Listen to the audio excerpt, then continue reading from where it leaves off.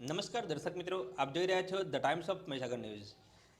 લોકસભા 2024ના રાજકોટના ઉમેદવાર પરસોત્તમ રૂપાલા વિરુદ્ધ કાર્યવાહી કરવા સંતરામપુર તાલુકા રાજપૂત સમાજ દ્વારા સંતરામપુર મામલતદારને આવેદનપત્ર પાઠવ્યું.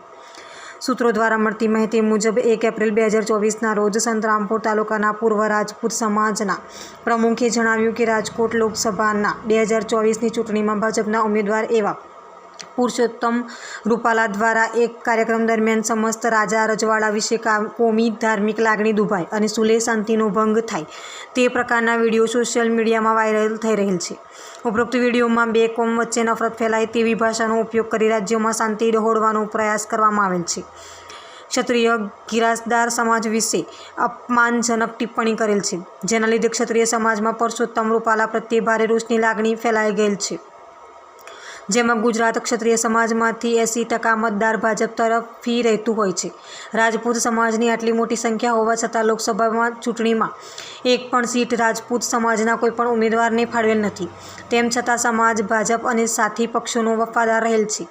પરંતુ પુરુષોત્તમ રૂપાલા દ્વારા જે વહિયત ટિપ્પણી સમાજના રજવાડાઓ અને બહેન દીકરીઓ માટે કરવામાં આવી છે તે બાબતે સમસ્ત રાજપૂત સમાજમાં ભારે રોષની લાગણી ફરી વળી છે. વધુમાં જણાવ્યું છે કે આ પરસોત્તમ રૂપાલાની ટિકિટ તાત્કાલિક રદ કરવામાં આવે અને ગલત નિવેદન આપવા બદલ તેની સામે કાનૂની જોગવાઈ મુજબ કાયદેસરની કાર્યવાહી હાથ ધરવામાં આવે તેવી સમાજની માંગ સાથે આવેદનપત્ર સંતરામપુર રાજપૂત સમાજ દ્વારા આપવામાં આવેલ છે.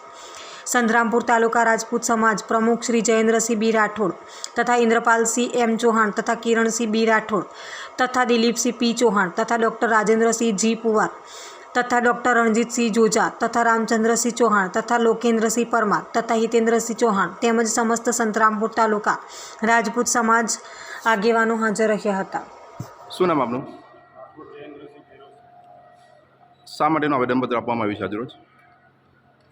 આ 2024 લોકસભા સીટ રાજકોટના ઉમેદવાર જી શ્રી પુરુષોત્તમભાઈ રૂપાલા દ્વારા ઉભી સમાજની મિટિંગની અંદર એમને જે રાજપૂત સમાજ માટે, રાજપૂત સમાજની બેન બેટીઓ માટે જે શબ્દોનું ઉચ્ચારણ કરેલ છે જી તે શબ્દો સમગ્ર ભારતના રાજપૂતોને હૈયે વાગેલ છે એટલું કંઈ પણ ઊંડો ઘા પડેલ છે. અને આ ઘા ક્યારે જ ઉજાશે જ્યારે આ રૂપાલાની ટિકિટ ત્યાંથી અને સમગ્ર ગુજરાતમાંથી દૂર થાય અને કોઈ પણ જગ્યાએ એમને ઉમેદવારી કરવાની તક ન મળે. બરાબર. આ ઉપરાંત સમગ્ર ગુજરાતની અંદર દરેક જગ્યાએ સ્વયંભૂ રાજપૂત મંડળો દ્વારા દરેક જગ્યાએ આ રીતના આંદોલનો શરૂ કરવામાં આવેલ છે અને એમને એકવાર માફી રાજપૂત સમાજ આપવા માટે તૈયાર નથી. કારણ કે અગાઉ પણ આવા બનાવો બની ગયેલ છે. વારે ઘડીએ નેતાઓ દ્વારા જે રાજપૂત સમાજ વિરુદ્ધ જે નિવેદનો કરવામાં આવે છે તે હવે સાંખી લેવામાં આવશે નહીં અને આ આંદોલન જલદ બનાવીને જ્યાં સુધી આનો ઉકેલ નહીં આવે ત્યાં સુધી લડત ચાલુ રાખવામાં આવશે. તો તમારી આ બાબતે સરકાર તરફથી અને તંત્ર તરફથી શું માંગણી છે? હા, પુરુષોત્તમ રૂપાલાની ટિકિટ રદ કરવામાં આવે. હાજી.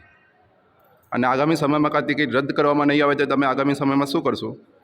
જો રૂપાલાની ટિકિટ રદ કરવામાં નહીં આવે ને એમની ઉમેદવારી ત્યાં અથવા તો ગુજરાતના અથવા દેશના કોઈ પણ સ્થળે એમને મૂકવામાં આવશે તો સમગ્ર રાજપૂત સમાજ આ બાબત ભાજપની વિરુદ્ધ જઈને મતદાન કરશે. થેન્ક્સ. આપના વિસ્તારના પડે પણના સમાચાર જોવા માટે અમારી channel the times of Mahisagar ન્યૂઝને